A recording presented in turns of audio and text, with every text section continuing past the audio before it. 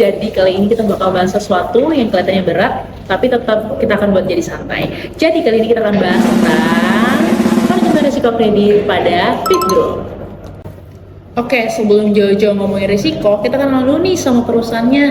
Jadi, Fit Group itu perusahaan pembiayaan yang termasuk dari Astra Group dan diawasi oleh OJK. Nah, mereka itu biasanya ngerjain pembiayaan motor, terus elektronik, gadget, sampai ke peminjaman uang untuk modal kerja. Nah, pokoknya kalau kamu pernah ngelakuin kredit motor nih, nah itu kemungkinan besar dari Fit Group. Dan faktanya nih, Fit Group itu termasuk salah satu perusahaan pembiayaan terbesar yang ada di Indonesia. Keren kan? Nah, karena bisnis mereka itu ngebiayain orang lewat kredit, otomatis pendapatan utama mereka itu datangnya dari cicilan dong. Nah, tapi di sini ada tantangan terbesar loh, yaitu risiko kredit. Apa sih risiko kredit itu? Risiko kredit itu ketika konsumen itu nggak bayar cicilan, bahkan lebih parahnya lagi, nggak bayar cicilannya. Nah, kalau kayak yang bayarnya itu cuman nggak bayarnya cuma satu atau dua orang ya masih oke. Tapi bayangin kalau misalnya banyak nih yang nggak ngelakuin pembayaran, nah itu namanya NPF atau non-performing financing alias pembiayaan bermasalah. Makanya manfaat manajemen risiko itu penting banget di sini. Bayangin aja perusahaan pembiayaan tapi manajemen risikonya berantakan, ya sama aja kayak di motor tapi remnya belum, ngeri nggak dong? Nah, Fit Group ini menerapkan manajemen risiko kredit yang rapi dan struktur. Salah satunya dengan menggunakan standar ISO 31000.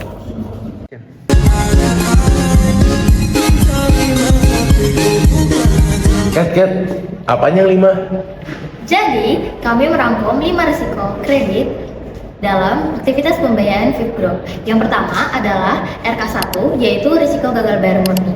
Jadi di sini risiko ini muncul karena ketika nasabahnya sebenarnya mau bayar, tapi dia tidak lagi mampu karena faktor ekonomi, misalnya PHK, usaha bangkrut, dan juga sakit berat. Di sini masalah utamanya adalah ketidakmampuan finansial dan jika terjadi secara massal bisa meningkatkan angka kredit macet.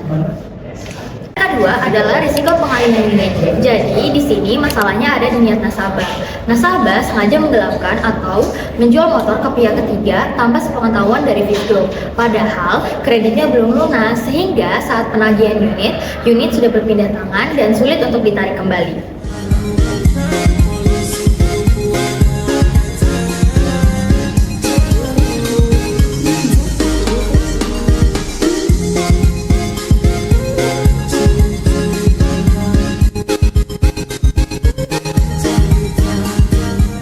RK3 yaitu risiko kredit fiktif. Risiko ini terjadi ketika pengajuan kredit menggunakan data palsu atau nama topengan, misalnya meminjam KTP orang lain. Polanya, kredit langsung macet sejak angsuran pertama, yang menunjukkan adanya unsur ketidakjujuran sejak awal. RK4 yaitu risiko penurunan nilai agunan. Jadi di sini dalam pembiayaan motor itu menjadi agunan utama. Saat motor ditarik karena macet, nilai jualnya bisa anjlok karena kondisinya rusak, sudah tua, atau kilometernya itu udah tinggi sehingga hasil penjualannya tidak menutup sisa utang dan menimbulkan loss given default bagi perusahaan. Dan yang terakhir adalah RK5. Nah, RK5 ini adalah risiko konsentrasi kredit. Jadi di sini risiko ini muncul ketika terlalu banyak kredit diberikan pada satu sektor atau kelompok profesi. Misalnya, 80% nasabah adalah petani sawit. Jadi jika harga sawitnya anjlok, banyak nasabah terdampak sekaligus dan berpotensi macet bersamaan sehingga kualitas portofolionya di sektor tersebut ikut menurun.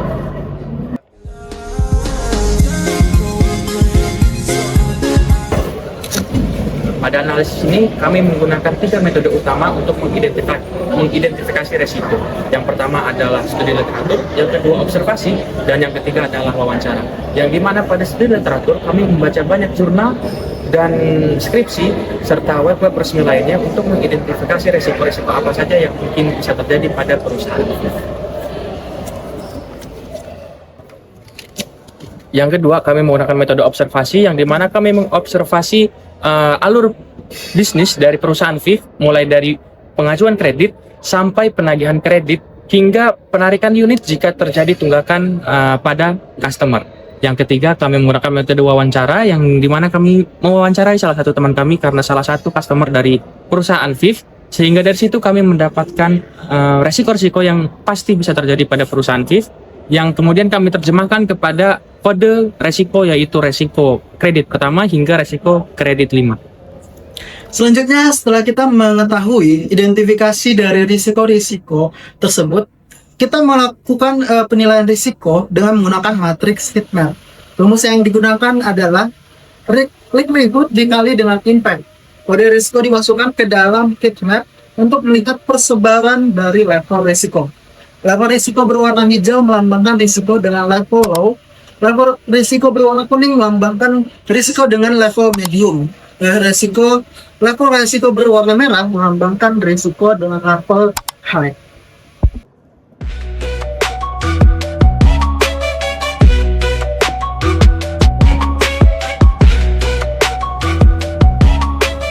Oke, selanjutnya setelah kita mendengarkan 3 level tadi antara low, medium, dan high, sekarang kita akan memasuki klasifikasi dari RH1, RH2, RH3, RH4, RH5. Di mana kita melihat yang sangat ekstrim RH1 dengan likelihood 5 dengan impact 4, artinya sangat ekstrim dengan dampak yang sama, yang sangat ekstrim. Selanjutnya ada RH2, masuk juga di dampak yang high atau yang merah.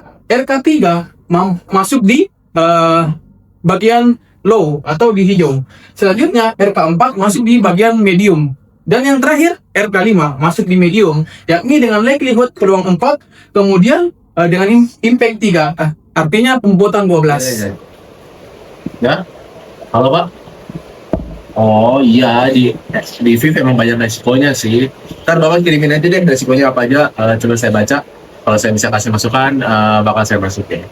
Oke, siap. Thank you.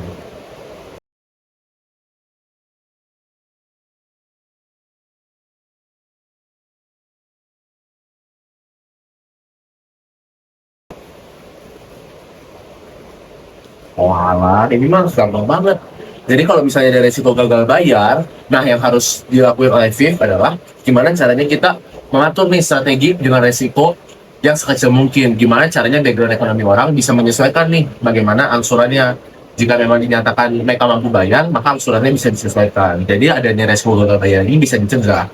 Yang kedua, resiko pengalihan unit.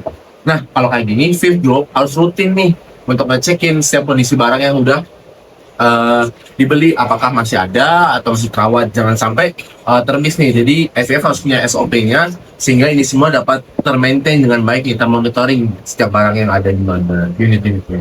Oke.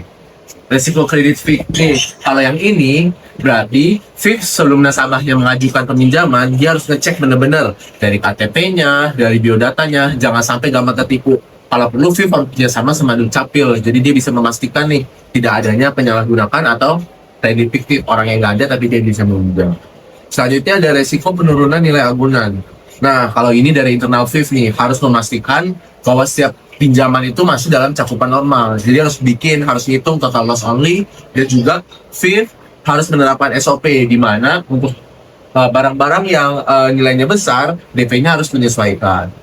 Dan yang terakhir nih, kalau untuk risiko konsentrasi kredit nih, berarti dari VIF nih harus bisa mengatur gimana sih konsentrasi diversifikasi dilakukan.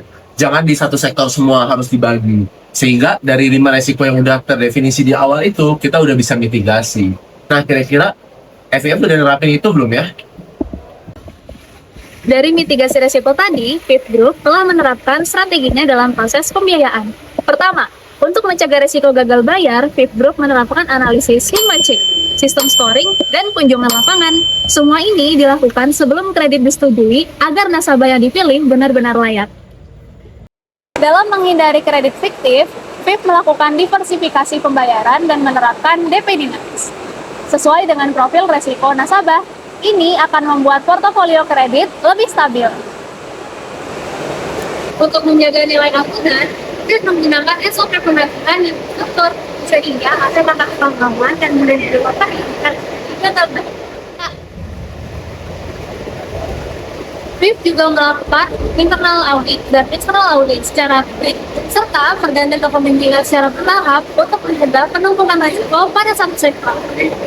Dengan semua mitigasi ini, VIF Group berhasil mempertahankan stabilitas perusahaan dan menjaga kualitas pembiayaan tetap terkontrol. Kesimpulannya, kelompok kami berhasil menemukan 5 resiko kredit yang mungkin terjadi di Fifth Group.